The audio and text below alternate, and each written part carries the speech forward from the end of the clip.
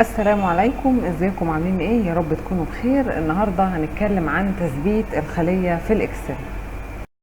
تعالوا ناخد مثال عملي على تثبيت الخلية. في الطبيعي ان احنا اما كان حد يقول لنا ان الموظف ده هياخد عمولة 5% من مرتبه، كنا بنعمل ايه؟ كنا بنقف في الخلية وبعدين بقول يساوي، وبعدين اروح اقول له المرتب. وطبعا احنا بنشتغل في الاكسل باسم خلية مش محتوى زي ما اتفقنا.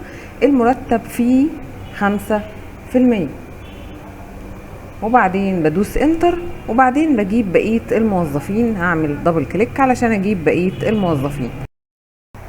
طيب لو جه قالك لا انا مش عايزك تعمل لي عمولة انا هقولها لك، لا انا عايزك تعمل لي عمولة بناء على خلية معينة هنا كده، انا هكتب فيها العمولة دي، وكل شهر مثلا او كل شهرين براحتي انا كصاحب شركة هغير العمولة دي هنا، فاوتوماتيك يتغير العمولة المستحقة لكل موظف هنا.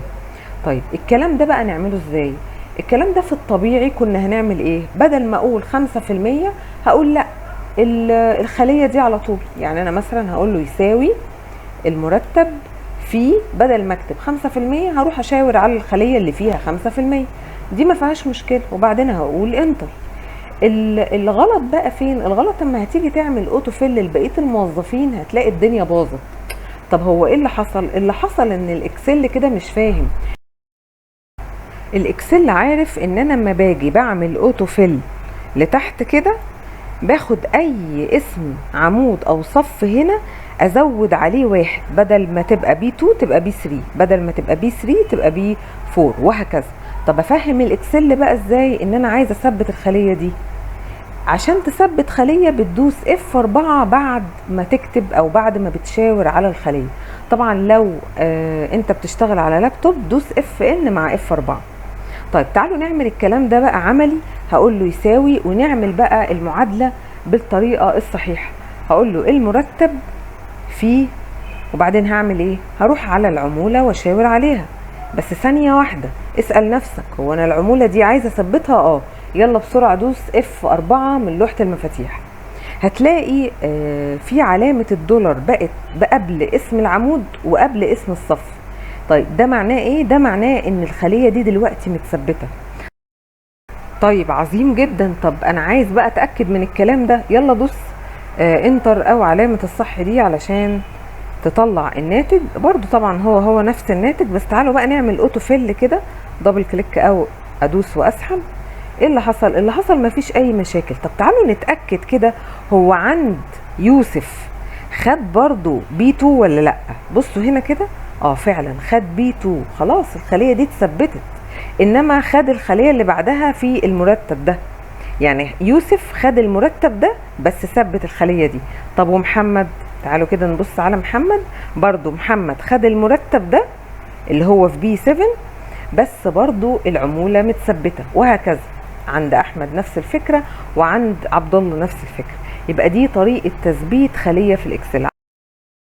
على فكرة تثبيت الخلية من الحاجات المهمة جدا واللي بتحتاجها كتير جدا في الاكسل، وفي دوال كتير جدا في الاكسل. طب تعالوا ناخد تمرين تاني علشان الموضوع ده يثبت في دماغنا اكتر، ونحله الاول بالطريقة العادية برضو، وبعدين نحله بطريقة التثبيت. طيب انا هنا عندي درجات طلاب، ودرجات الطلاب دول او الطلاب دول المفروض ان في درجات زي درجات رأفة او درجات تفوق. هنا درجات تفوق بس بشرط اذا كان الطالب اكبر من 50، درجته اكتر من 50، اديله درجة تفوق 3% من درجاته. طيب ما تتلخبطش ولا حاجة. الموضوع ده كنا بنعمله بايه؟ سيبك من تثبيت الخلية دلوقتي. لو انا عندي دلوقتي مسألة فيها شرط، والشرط ده احتمال يتحقق واحتمال ما يتحققش، الكلام ده كله بايه؟ انا سامعة والله ناس بتقول اف، صح بدالة اف، دالة اف او اف الشرطية. لو انا عندي شرط معين في المسألة واحتمال الشرط ده يتحقق او الشرط ده ما يتحققش، على اساسه هعمل حاجة معينة في الخلية دي. طب تعالوا كده نعمل الكلام ده بدالة اف. انا هدوس يساوي في الخلية، وبعدين زي ما اتفقنا انا هكتب اف علشان افتح insert function علشان تجيلي اف على طول، بدل ما اروح ادور على اف. طيب اف هنا طالبه مني 3 حاجات. كنا بنقول في المحاضره الناس اللي كانت بتبقى حاضره معايا اف علشان تساعدك بتطلب منك 3 حاجات. ايه هو الشرط اللي انت على اساسه اف هتشتغل، والشرط ده لو اتحقق اعمل ايه، ولو ما اتحققش اعمل ايه. لوجيكال تيست اللي هو الشرط، وبعدين فاليو اف ترو لو الشرط ده اتحقق اعمل لك ايه هنا في الخليه، وفاليو اف فولس لو الشرط ده ما اتحققش اعمل لك ايه في الخليه. طيب هو ايه الشرط عندي؟ الشرط ان مجموع درجات الطالب يكون اكتر من 50%، صح؟ والله زي ما قلتها كده هنكتبها. هروح اقول له درجات الطالب اللي هي دي، روح بص كده لو سمحت يا اف، روحي بصي شوفي درجات الطالب هنا اكتر من 50 ولا لا. اكتر من 50 هعمل اكبر من، وبعدين هكتب 50. طيب يبقى ده الشرط. الشرط كده تمام؟ في اي مشكلة؟ لا. طب تعالوا بقى ننقل اللي تحت. طيب لو الشرط ده اتحقق اعمل ايه؟ هتاخد ال50 دي وتاخد منها 3%، يعني هتضرب ال50 في 3%. طب اعمل الكلام ده ازاي؟ في الطبيعي انا كنت هقول له خد ال50، خد اللي في الخلية دي اضربه في 3%. بس هنا بقى في مشكلة. هنا بيقول لك لا انا مش عايزك تضرب 3% وخلاص، لا ده انا ممكن كل سنة اغير درجات التفوق دي، فانا عايزاك تاخدها من الخلية دي علشان انا بعد كده اغير براحتي، فالطلاب تتغير درجاتهم او درجات التفوق بتاعتهم. طيب اعمل الكلام ده ازاي؟ هروح اقول له لا، بدل 3% هروح اقول له في، وبعدين اسم الخلية دي، وبعدين خلاص كده اسيب بقى كده الخلية وامشي؟ لا، لازم اثبت. اسأل نفسك كل شوية في الاكسل، هو انا عايز اثبت الخلية دي ولا لا؟ طب انا ليه ما ثبتش الخلية دي في الاكسل؟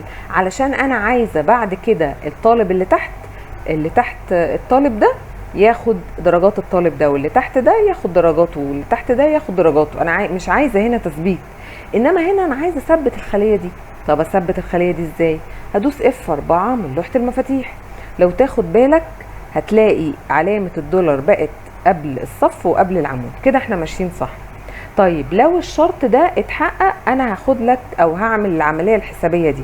طب لو ما اتحققش ممكن نكتب مثلا لا يستحق، بالعربي كده هكتب لا يستحق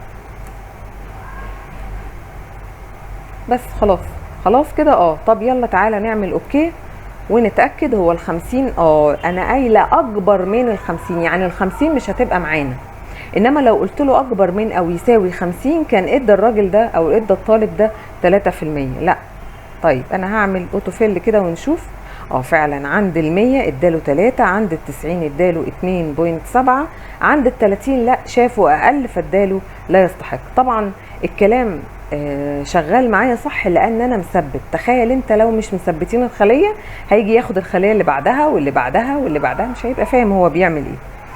كده تقريبا قلنا يعني جزء بسيط بس مهم في تثبيت الخلايا. ان شاء الله قدام شوية هنبقى نشرح ازاي بقى نثبت عمود وازاي نثبت صف. بس تثبيت العمود والصف بيجي بعد تثبيت الخلية. لازم تبقى فاهم تثبيت الخلية كويس جدا، اتمرن عليها مرة واثنين وثلاثة، وبعد كده ان شاء الله هتلاقينا بنعمل فيديوهات عن تثبيت العمود وتثبيت الصف.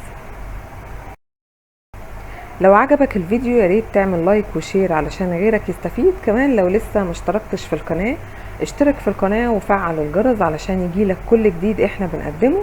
مستنية لو في اي سؤال عندك اكتبهولي في التعليق وان شاء الله هنرد عليه، ولو محتاج فيديو هنعمل له فيديو بإذن الله اقرب وقت. اسيبكم في رعاية الله.